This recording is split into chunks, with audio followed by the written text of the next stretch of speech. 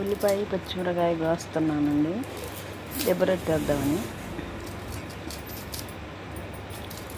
ఉల్లిపాయ పచ్చిమిరకాయలు శుభ్రంగా కడిగి దెబ్బరొట్టికి కోసి పిండిలో వేసి కలుపుతున్నాను అన్నమాట.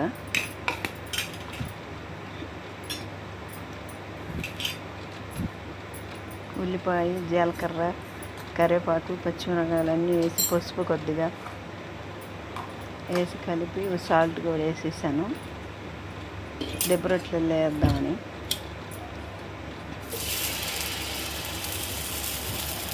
అవి ఇష్టంగా తింటారనమాట బాగా. ఆయన తీసుకెళ్ళి పెట్టాను, పెట్టి నేను కూడా తింటున్నాను అనమాట. అది టిఫిను దెబ్బరొట్టె అనమాట.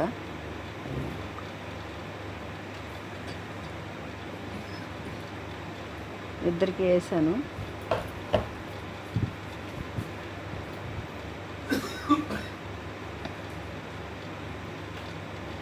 మళ్ళీ పొయ్యి మీద చూసి వెళ్ళి మళ్ళీ కూర్చుంటున్నాను అనమాట అక్కడే.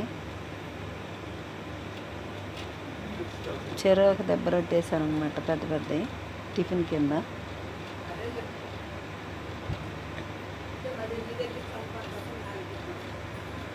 టిఫిన్ అయిపోయింది అనమాట తింటాం.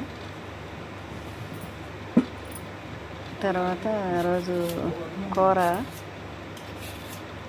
పప్పులో దోసకాయ అన్నమాట.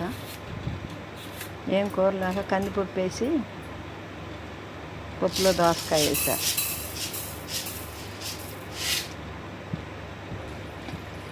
శుభ్రంగా కడిగి పప్పు మళ్ళీ కాసిన నీళ్ళు పోసి ముక్కలు అన్నీ పెట్టేసి చింతపండు కూడా పెట్టి కొంచెం పసుపు వేసి ఇంకా మూత పెట్టేశాను అన్నమాట.